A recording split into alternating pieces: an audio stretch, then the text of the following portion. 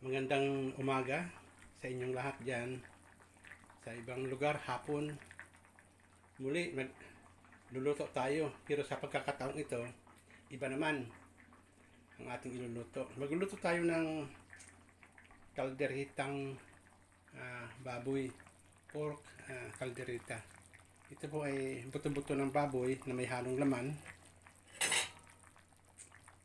Yan, nakikita ninyo. Ginaigisa ko na po yan. Ang mga ingredients niyan, ang mga halo ay meron tayong toyo,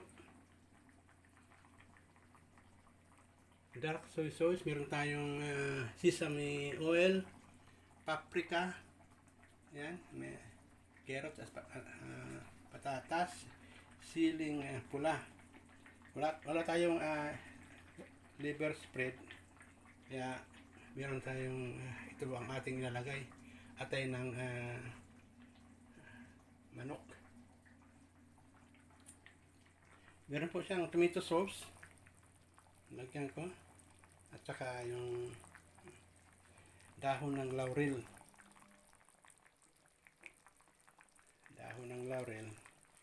Mamaya pag malapit ng maluto, makikita natin ang resulta.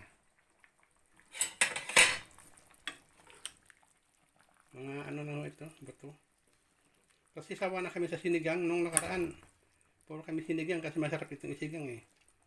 Itong buto ng baboy kasi bigay ng anak namin. 3 kilo yata binigay sa akin. Ngayon, may pupunta rito isang anak ko, yung taga Manchester. Ito mamaya ang ibibigay kong ulam.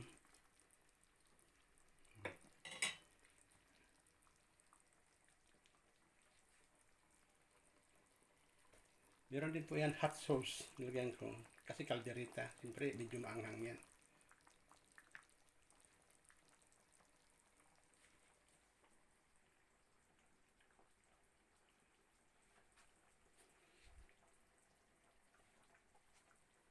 Tatakpan natin.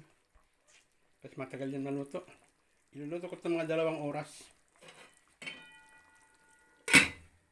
Para lumabas yung, maghiwa-hiwala yung mga buto. Pagluto niya kasi, nandoon lumalabas yung sarap ng niluluto. Maglalagay din tayo dyan ng peanut butter mamaya. Meron ako dito ng peanut butter.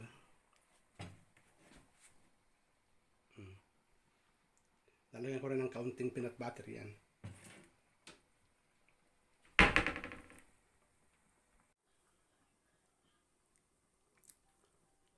Ngayon, napakuluan ko na ng 2 oras to.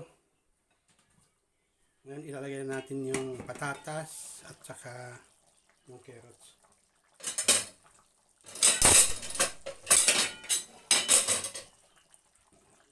Ilalagay natin to. Medyo malambot na yung ano niya eh. Yung kanyang karne.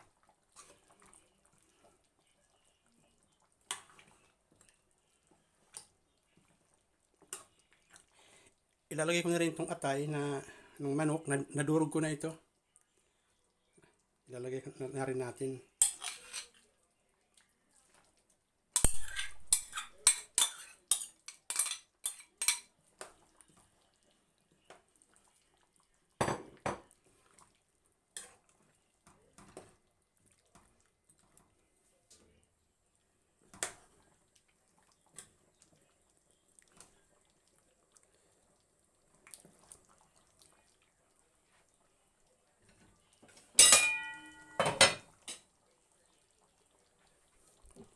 Lalagyan ko rin ng kaunting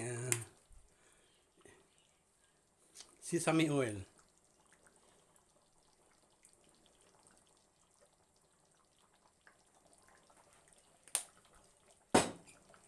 At saka peanut butter. Ito naman hindi naman ano to. Kung ayaw niyo, pwede namang wala. Pwede namang wala to, pero sa akin gusto ko lang ito. Iba-iba naman yung style nila paggawa ng kalderita.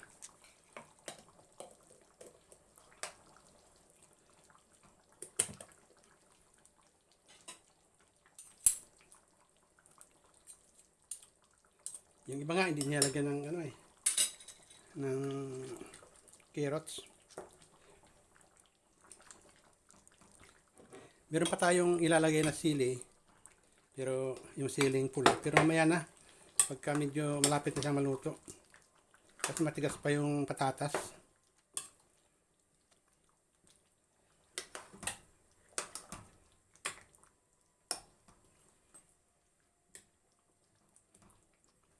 So tatakpan uli natin hanggang sa lumambot yung patatas at ilalagay natin yung sili. Tapos na.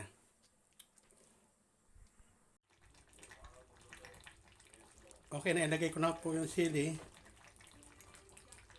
Paluto na po yan. Kaya hanggang dito lang po ang ating vlog. Kalderitang baboy. Buto-buto. Salamat!